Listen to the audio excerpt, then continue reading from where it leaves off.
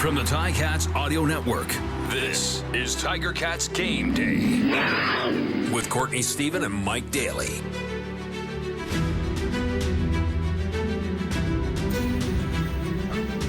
Welcome back to another edition of Tiger Cats Game Day on the Ticats Audio Network. I'm Courtney Stephen. I am joined by my esteemed colleague, the Mike Makes Plays Daily. Mike, how you feeling today, man? It's game day. Ticats are going out of town, scratching, clawing, fighting, trying to find a way to get that first win. What's your take on this one heading into week 3? I mean, it's not getting much easier, is it? To go out to Winnipeg, to have to play there. I mean, you know, their fans are always a factor whenever you go into that stadium. And, you know, kind of the way that Winnipeg's been winning the close ones, and then, you know, unfortunately, Ticats losing the close ones. It's going to be another tough battle. So, I mean, trial by fire to begin this season. But, you know, you got to get it done, and you got to do it in a tough place. And I think it's huge for confidence if you can go in there and squeak a win out. But, I mean, you and I both know every time you go in and play in Winnipeg, it's tough. Right, and there really are no easy places to play in the CFL, but the 0-2 Tiger Cats headed to take on the 2-0 Winnipeg Blue Bombers, who are currently riding a 10-game winning streak at IG Field in Winnipeg. So, like you said, there is no rest for the Ticats. This one is going to be about as tough as either of those first two matchups that they had against Western opponents. Saskatchewan got the best of them. Calgary came back late to squeak out a win in overtime, which was actually one of the largest comebacks in CFL history. I believe it ranked number 8 on the list as far as deficits overcome. So there's a lot to unpack here, but let's jump into the lineups and talk about who we're going to see and who we're not going to see this week. Biggest change up front, the veteran, the anchor, I'd say, one of the keystone players in that offensive line, Brandon Revenberg, is going to miss action, and that's not something that we've said much at all over his career. How does that impact the game with Kay Okafor already in the lineup but stepping into that starting role, somebody who's been on the team for a while but hasn't necessarily been the starter all the time, more of a support player, a role player? How does that affect the Tiger Cats strategy and their game plan? Well, I mean, gosh, you start to feel for them, you know what I mean? Like, it seems like doesn't it seem like every week we're talking about some sort of change up on the O-line? And, I mean, you know better than I do, the position group that needs the most communication, the most camaraderie, right? I would argue is the O-line. The amount of passing that goes on with the twists, the amount of having to understand who you're playing with beside you, that's huge. That's why you see these O-linemen play for, 8, 9, 10 plus years, because once you've got it down, it almost makes it easier. But my gosh, to go in with a new lineup 3 weeks in a row and just trying to learn the people beside you, it's tough. But yeah, to have Rev out, that's huge. I mean, it's hard to replace a guy that can play like that. I mean, he commands the run game. If you're struggling a little bit, you say, hey, you know what we're going to do? We're going to run right behind Rev. He's going to move somebody out of the way. We'll get at least 5, 6 off that. But to not have that, and, again, early, we talked about this before, get some of these guys some playing experience, get them in there so that down the stretch we can use them. But to have Rev have to sit out, and like you said, doesn't happen often, that's a huge blow. And you can't really sugarcoat it. With Rev being out, it's going to be tough for that O-line. Yeah, and definitely the O-line.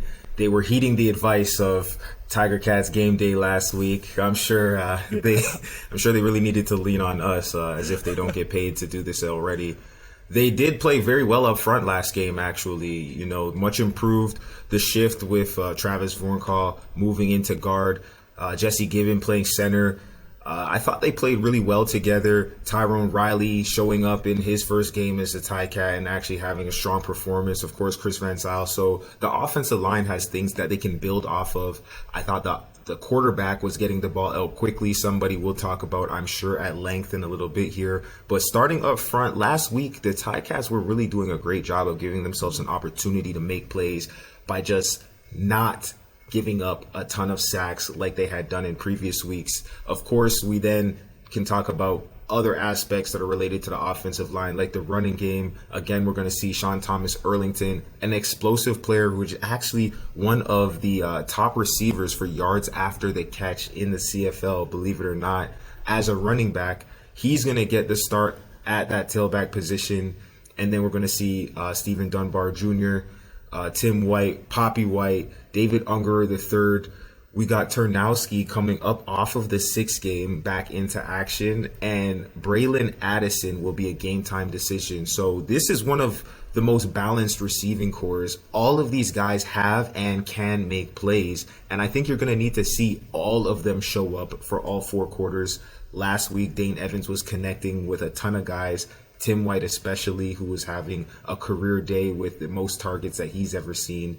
But what do you expect from this passing attack and this rushing attack? They haven't been able to get it done on the ground, quite frankly, so far, but they still put up a ton of yards last week. Do you think that they continue that same trend with the offensive line anchor, Revenberg, out? Do you think they still come out pass heavy and try to win this one in the air?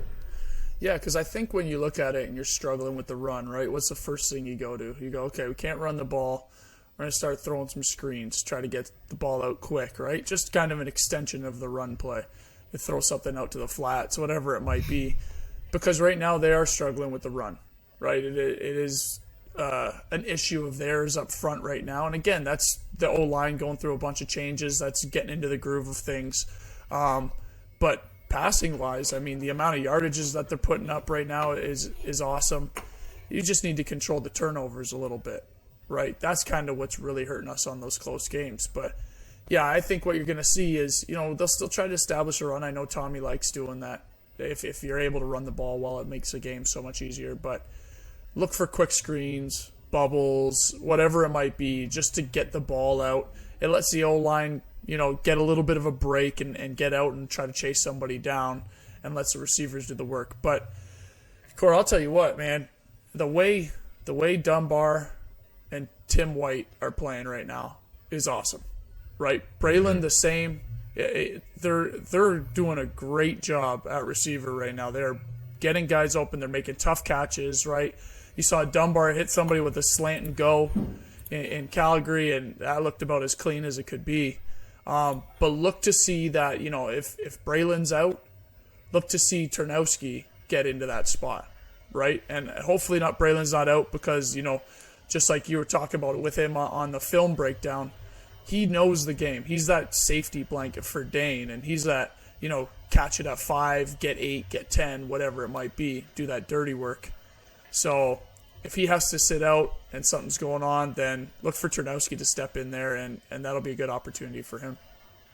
And talking about yards after the catch, the Tiger Cats lead the CFL with 54.5% of all of their passing yards, 379 of those bad boys coming after the ball is actually caught and the receivers are running that ball down the field. And again, just a stat for Tim White, career high 11 catches, 131 yards last week. Let's see if he can continue that streak. Moving on over to the defense, though, a key guy is back in the lineup. Big Dylan Wynn in the middle up front. You're going to need him when you're playing against that formidable Winnipeg offensive line who is, they got Stanley Bryant, who is a veteran, I believe, of 12 years in the CFL. You got Hardrick. There's a bunch of guys over there who know how to move bodies. So you got to have our best players up front on that D-line. The Ticats D-line is built to stop the run. Winnipeg's offense hasn't been as successful since the departure of Andrew Harris in running and establishing the run game, but Brady Oliveira is a quality back who has shown flashes of brilliance, and there is no time to sleep on this guy, especially when he's spelled by Johnny Augustin, the guy out of Guelph, the young Canadian. He has some wheels and he can get spinning if you let it. But Dylan Wynn back with Micah Johnson inside, and then you got Julian Hauser and another Canadian, Mason Bennett, on the outsides. That D-line is going to need to show up to keep Winnipeg struggling on that run game. What do you think about that Ticats defense? Last week they showed up strong, but in the end of the game gave up over 20 points in that fourth quarter in overtime, and ultimately that was one of the contributing factors in why they weren't able to walk out the stadium with a W. What's the Ticats defense looking like this game? Yeah, to have Dylan Wynn back is huge, right? It's kind of the same kind of thing we talk about on the offensive line with Revenberg, right? Like what Revenberg can help on offensive line by establishing the run, stuff like that. Dylan Wynn does that on the defensive line. He shuts down a run, right? He gets pressure from the inside on pass rushes. Dylan Wynn, like we talked about last week, he's a special player, right? And with him in, he's going to make plays. You're always going to see him flash. But you're right. In terms of the Ticats defense, they're not struggling against the run. And that's kind of been Winnipeg's MO, is trying to establish a run, really try to, just keep handing the ball off. But I think what you're going to end up seeing is those two are going to eliminate each other, right? So what it's going to come down to is it's going to be Zach and Greg Ellingson versus the back end and the pass coverage, right? I think that's what it's going to come down to because, with everybody, with Cam, Jovan, Simone, all those guys back in, right? We're getting some camaraderie, I guess, on the front four, right? And then the back linebackers being there, they're going to stop the run. That's what you're going to see. But when you watch any of the Winnipeg games, where they win their games is those big chunk plays to Greg, right? To Dembski. Those are where they're winning their games. And I mean, they're not putting up a ton of points, right? So they're struggling through the air a little bit, but that's where it's going to be made. And that's, you look back to Calgary, and just at the end of the game, like you said, it's not that we were getting beat, it's executing, right? That ball's in the air. We're talking about these 50-50 plays, right? Those have to be made. But when none of those are made, that's when that ends up happening, right? You see a couple touchdowns happen. That's when those big leads get dwindled down like it did in Calgary. Well, Zach Collaros is no stranger to Hamilton. He's played them many times. He's played for them in the past. Unfortunately for the Ticats, 2 out of the last 3 times that these teams have met, they were in the championship game, and you know what? Winnipeg walked away with the W. So there's a few different streaks here that Winnipeg's looking to keep going and that the Tiger Cats are looking to snap. But let's talk about Zach Collaros for a second. This is one of the most dynamic quarterbacks in the league. He can move. He can definitely throw the deep ball. And when you've got a combination of players like Greg Ellingson, big, deceptively fast, he can catch the deep ball. And then you've got another utility man like Dembski, who can actually motion into the backfield, similar to a Poppy White, but he's been doing it for longer in this league. He could take a handoff, hurry up offense. They can put him in the wildcat or split him out and let him run routes. These are the kinds of guys that you'll have to defend all game long because they put you in sticky situations as a defense. Let's talk about how the Ticats back end actually is going to line up and play those people. We have Richard Leonard, who plays in the field slot position. He plays halfback to the side where you might find Greg Ellingson. Is that potentially a matchup that you think Zach is licking his chops at? Richard Leonard being 5'9" DB going up against a Greg Ellingson who is, maybe 6'3", 6'2 and a half, 6'3". Is that a mismatch that, quote unquote, the Winnipeg offense might be looking to exploit? Yeah, and I think when you look at Winnipeg, where they make a lot of their chunk plays on is when Zach senses any pressure, right? And you'll see it. What Zach's good at, and he's been around the league long enough, is he senses pressure. He knows that back end's going to be thin. It's going to be some sort of man-to-man, or you're going to have one-on-ones downfield. And he gives his guys shots, right? He gives his guys chances. That's kind of their Winnipeg's MO, is whenever they see that pressure, they're just going to chuck it up. And exactly like you said, they're going to sit there and go, listen, we know Richard Leonard can cover, but when it's going and grabbing a rebound, we're going to give it to our 6'3" guy and think that he can win some of those matchups over a 5'9" guy, right? And I think that's you're going to see that happen a couple times. And exactly, it's the same trend, just like when we talked back to Calgary. It's when that ball's in the air, we got to execute, get that ball on the ground or go get it ourselves, right? But that's what's going to happen. You're going to see that happen a couple times in this game because we're going to have to heat Zach up a little bit, make sure that he's not comfortable back there. But if we don't disguise it and, people aren't moving around, then you're just going to see him chuck it up and give some of those taller receivers a shot to go up and get it. Speaking of heating it up, the CFL leading tackler, Winston Rose, will not be playing for Winnipeg, but they got a guy in the middle who's pretty good at making a few tackles. Adam Bighill, who is no stranger to the backfield. He's going to put pressure on the quarterback. He's the commander of that defense. He's going to get everybody lined up.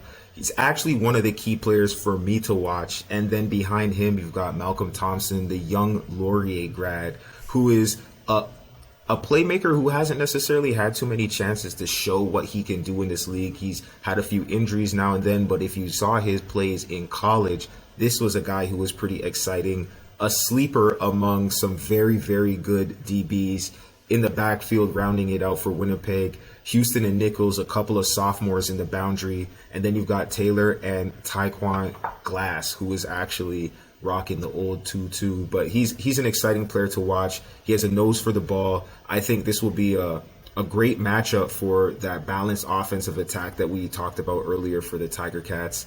Now, let's talk about a few specific matchups.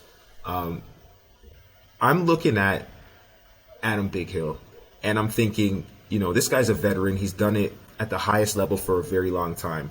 Long career in BC, comes out to Winnipeg, does it all over again. He's a champion. He's a leader. He gets sacks. He drops in coverage. He runs sideline to sideline. This guy's like the Terminator, okay? Who is he really playing the game against? I think my inclination is that this one is really going to come down to Adam Bighill versus Dane Evans, because they're trying to outwit each other.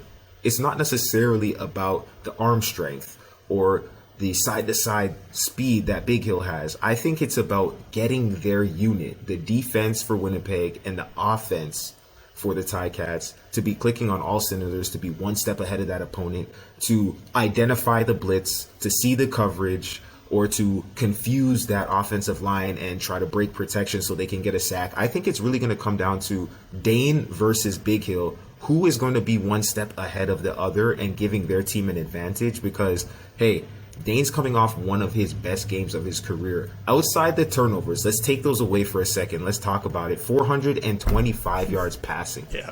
Whenever you go over 400 yards in the air, you had to be doing something right. They were getting the ball out of his hands.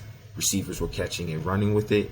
Matter of fact, 36 completions is one away from tying the franchise record for the Ticats. So a lot has been said about what he needs to stop doing, but what he needs to continue doing is identifying the D, getting the ball out, and giving his guys a chance to make plays. One key matchup that I'm paying very close attention to is Dane Evans versus Adam Bighill. What are your thoughts on that one? Yeah, I think you're exactly right. It's going to be a battle of wits because, Bighill's seen a lot of things, and he can see the play before it happens, right? And you've seen that. He's made plays downfield where you're looking at, you're like, oh man, the safety should be making that play, and somehow Adam Bighill's over there, you know what I mean?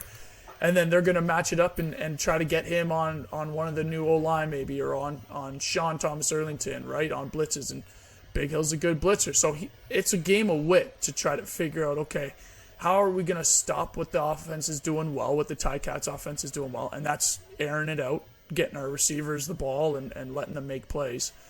So you're going to see what they're trying to do, and we're going to see that early, and I think the Ticats are going to come out and do what they did well last game and just start throwing the ball around the yard.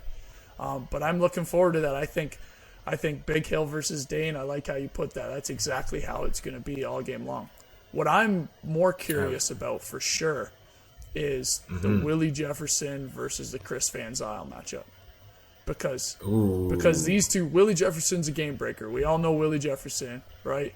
We know Chris Van Zyl, a seasoned vet, knows what he's doing out there.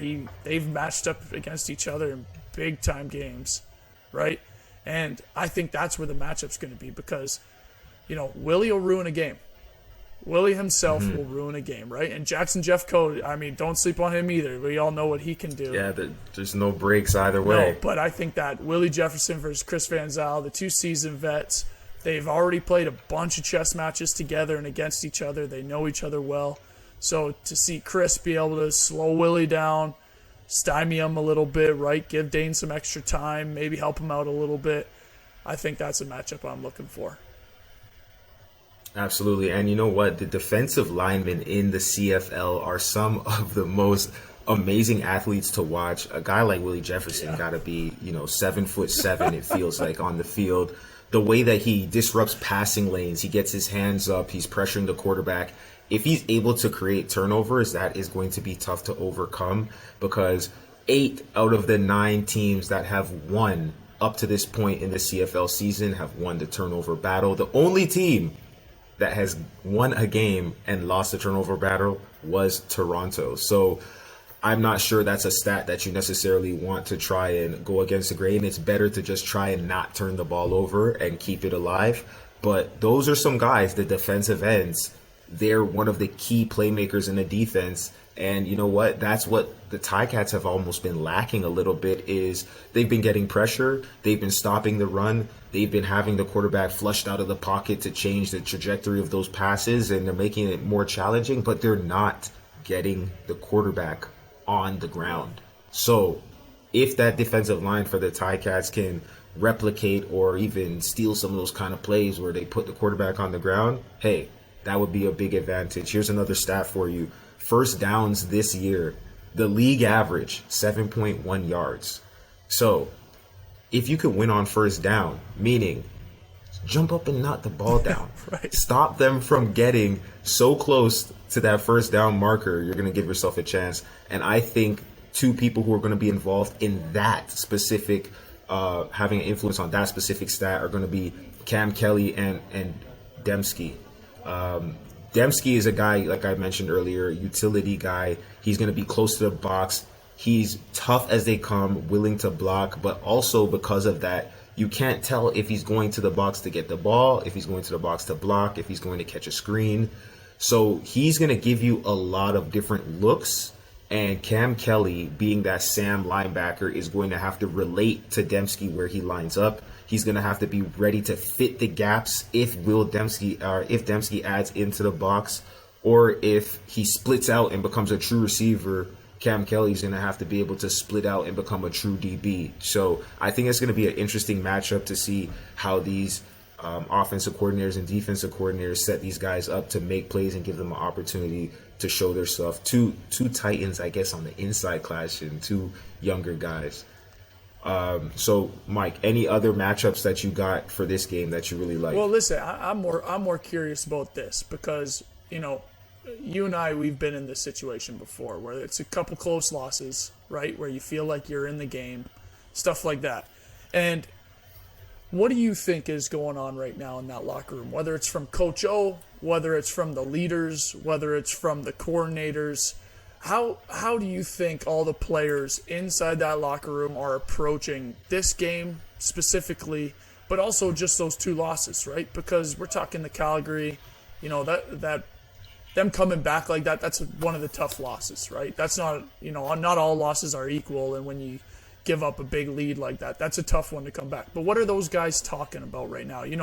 What's a Dylan Wynn talking to his defense about? What's Coach O talking to the offense about? What's Dane talking to the offense about? What are those conversations, and how do you think they're feeling, as opposed to, all the fans out here saying the world's falling apart, we're 0-2, when really we know that's not a huge deal, right? As long as you're going in the right trajectory, stuff like that. But what do you feel is going on in that locker room? I think you really have to just have the veteran guys who've been here before talk about the reality of the situation. And this is the reality. It's week 3. And quite frankly, nothing, this maybe is a hot take, but nothing in the CFL matters until Labor Day. If you want to call a spade, you can have a 6-game losing streak and still end up in the Grey Cup. It's been done numerous times. I've been there. We've seen it. We started seasons 1 and 5 and went to the game. So quite honestly, it's more about these young guys wrapping their head around the marathon that this is. Nobody has got a ring yet except for the people who won last year, and they just had the ceremony. So this is a chance for you to throw some cold water on your face, step up, and say, look, we're not going to give up 21, 24-point leads. We're not going to be the team that plays for 45 minutes. We're going to be the team that shows up. We play 57 plus 3 because in that last 3, anything can happen in the CFL. And you know what? You just have to trust the process. Everything that you've done in the offseason, everything you've done in training camp, and what you do in your routine from day 1 through day 4 walkthrough leading up to a game, if you actually believe that those are the right things to do, then you stick to them, you revisit them.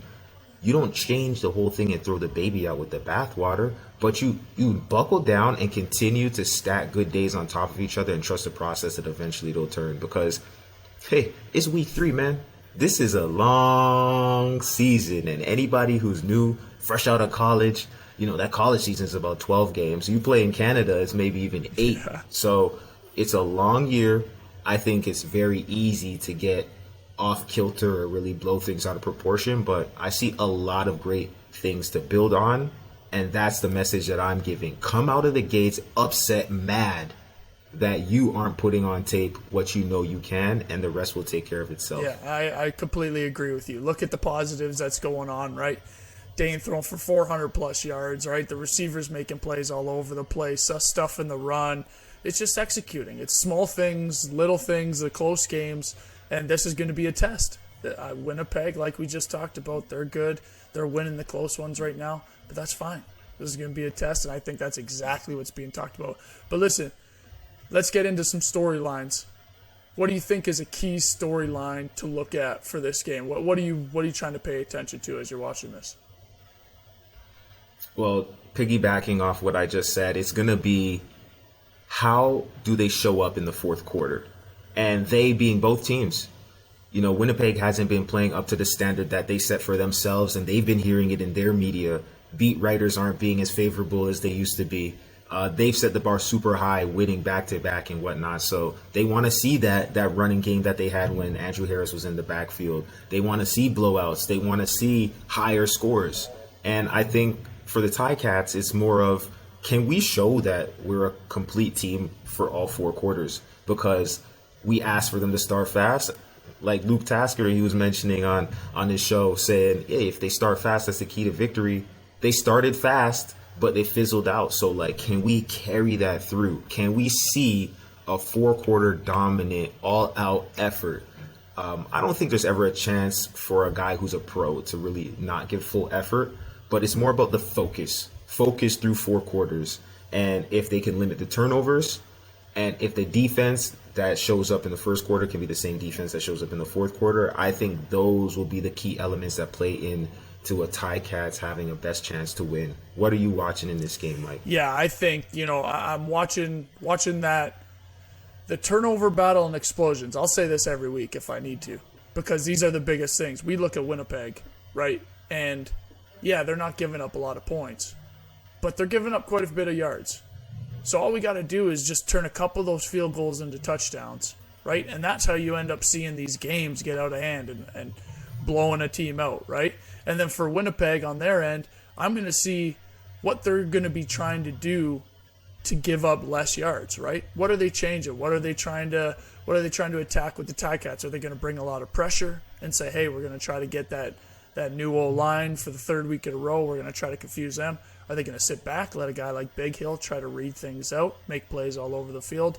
That's what I'm looking at, because I know, like you said, in their locker room over at Winnipeg, they're saying, okay, we're winning games, but why isn't it like what we're used to right now? What do we need to do to change this?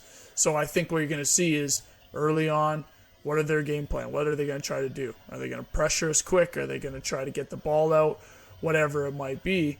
But that's what I'm looking for. I'm looking for that turnover battle, us getting in a rhythm, doing what we're doing well, right? Getting the ball out quick, Dane making quick decisions, and just see that yards after catch. Because really, the other thing too is as players, like you said, it's going to be the focus thing.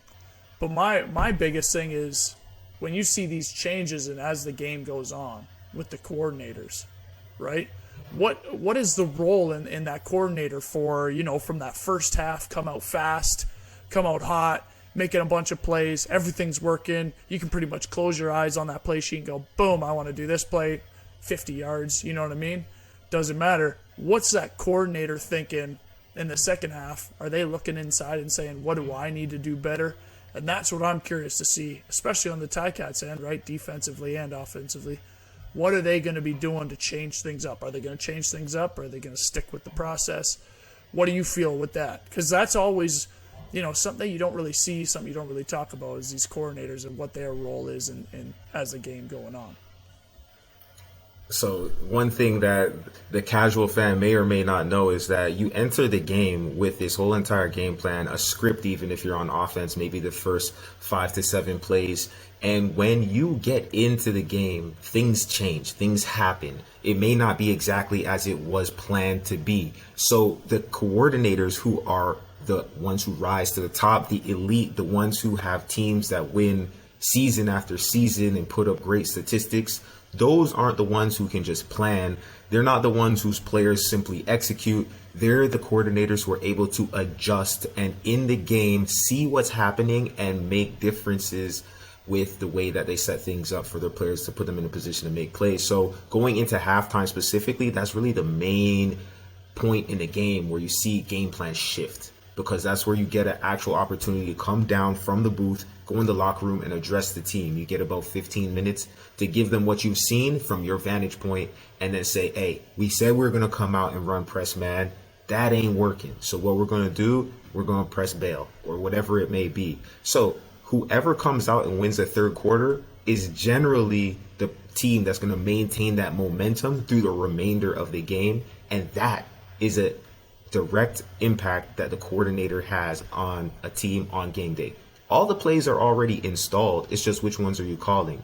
And you have to be able to read the room, see what the momentum looks like, see who's balling, see who's hot for the other team, and then call the plays accordingly. So 8:30 Eastern tonight, we're going to see who shows up. We're going to see Tommy Condell and Mark Washington and what they're bringing. If you want to see my theory about the coordinators and who's hot in the third quarter, if they bring that through to the fourth, give their team the best chance to win. 8:30 Eastern, the 0-2 Ticats in Winnipeg to take on the 2-0 Blue Bombers. You can catch the game on the Ticats audio network. That's listen.ticats.ca or on the Ticats All Access app.